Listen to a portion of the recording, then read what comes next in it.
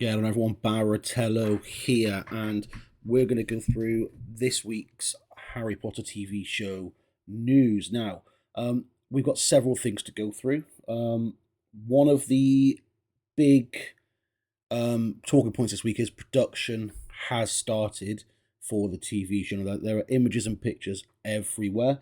Um, one of the big takeaways that I've got from the week is that it's been widely reported that we're going to get 6 episodes in season one. So Philosopher's Stone will get 6 episodes, or Sorcerer's Stone will get 6 episodes, and then season two, Chamber of Secrets, will also have 6 episodes, which means they've got a lot to get through in episode to episode. Now, minor spoiler here.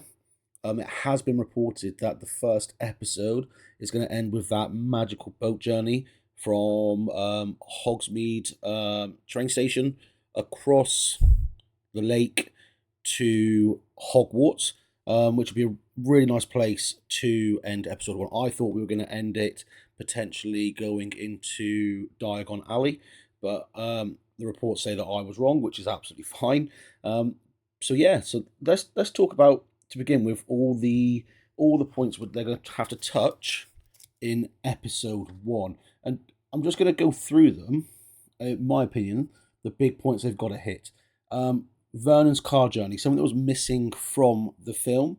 Those that have read the books will know that Vernon is driving to his work, and on the radio, and he gets little glimpses of wizards and witches who are a little bit out of place.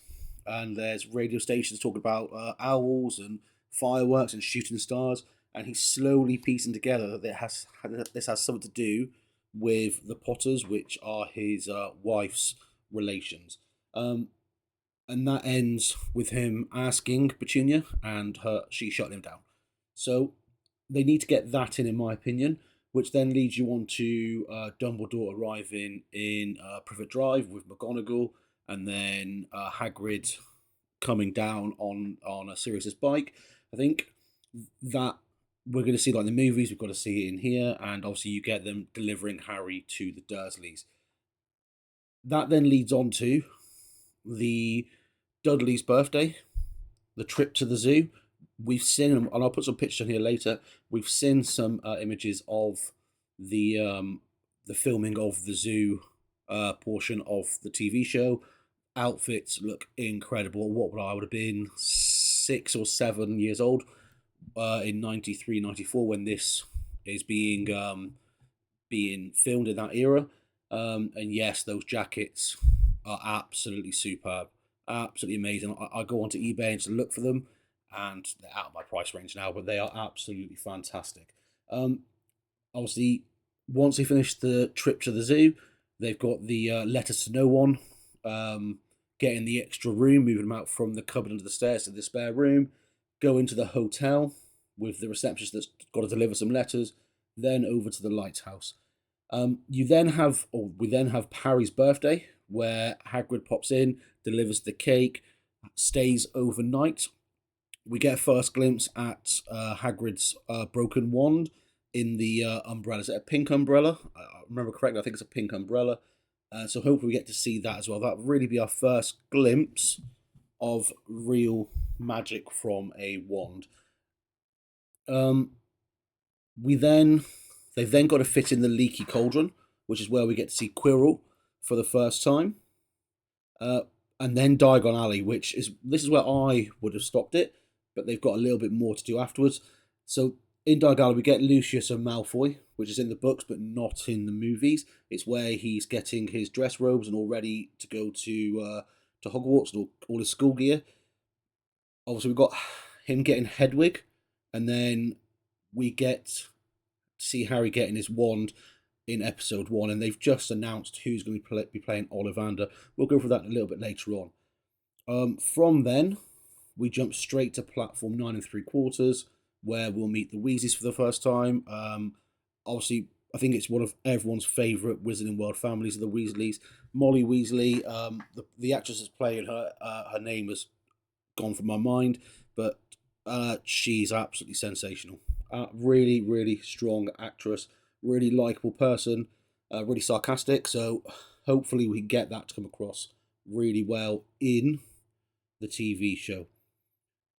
From platform 9 3/4, obviously, we've got the train journey on the Hogwarts Express, where we get to meet Scabbers, where they're going to do, or we'll meet Hermione as well, who gets to try and do a little bit of magic on Scabbers. Um, we will get to meet Neville and Trevor, his frog. Obviously, we'll get a reintroduction to the Malfoys on the train as well. Then, really, really interesting. It'll be interesting to see if they show us Hogsmeade Station and the journey from Hogsmeade Station down to the boats, and then the boat journey across the lake towards Hogwarts, which would be a really, really cool image for them to stop on episode 1. So that's what I've got for episode 1 and things that I think they absolutely need to keep in there. Let me know what you think. Let me know if you think that I've missed anything, or whether you think there's stuff in there that maybe we could ditch and not put in there. But the whole idea for me is they're going to go in depth on the TV show and add things in that there was missing from the movies. Let me know what you think, guys. So a few other things that we've got this week is photos released of the characters. Now, I think the Harry character looks absolutely fine. There's a few questions that were still left unanswered. They made sure to cover the badge up. And people are starting to now guess what type of badges we're going to get. Some are talking about how they're going to have a continuation from the movies and have the same logos, the same badges. Then you've got others talking about how they're going to tie it into Hogwarts Legacy and use the Hogwarts Legacy logos and badges in the TV show, which would be nice because they can then obviously sell items linked to both games and movies, maybe have crossovers in the future.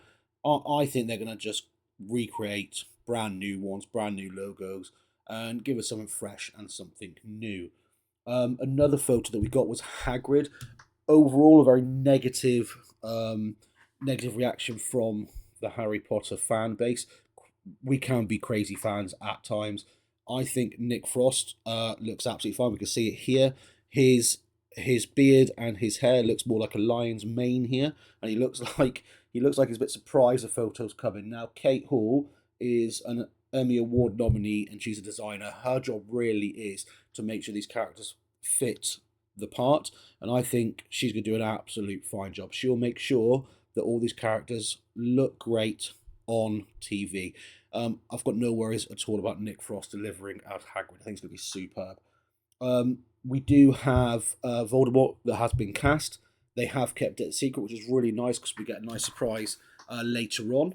One of the big rumours is Cillian Murphy has been cast, or people would like Cillian Murphy to be cast. For me, I'm not too worried about who they cast. Cillian Murphy is going to cost a lot of money, and it might be safer to cast someone not at his level. We have got more negativity about Severus Snape, and people seem to be waiting for them to release that picture, and people are sort of preempting negativity towards it. One of the big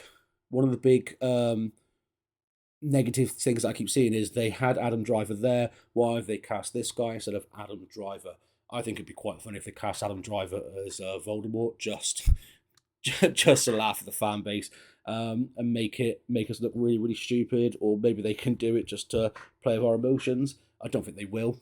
I think there's like less than 0.5% chance of them doing that, but I think it'd be funny. So once they do release the Severus Snape pictures, I think we need to be positive with the character and the actor. Yes, it's not what everyone needs or everyone wants, but I think it's something that we can all direct towards a bit of positivity instead of just being negative over and over again.